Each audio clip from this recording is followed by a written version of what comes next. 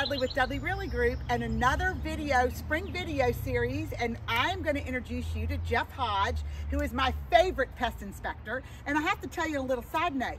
We've known each other for what, 15, 20 years? It has been. At least. Yep. Well, Jeff went to college at App, and he's a fraternity brother of my brother Rick. I thought that was so funny. Hodge Pest Control, and you can see they're in North and South Carolina. I learned something today. So, Jeff, tell us a little bit about what do people need to do for their homes, like for summer and spring with pests?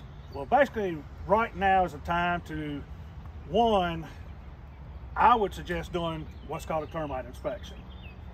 Let's check up underneath, make sure there's no moisture issues, make sure no pests are up underneath there. Right.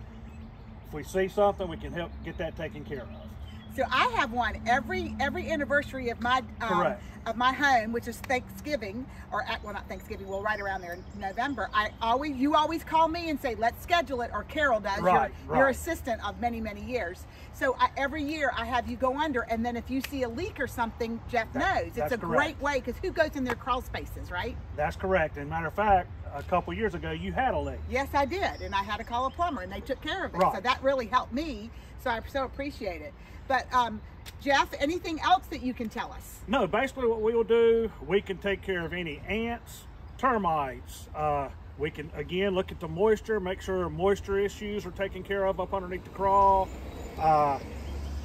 Basically any of your general pests we can take care of.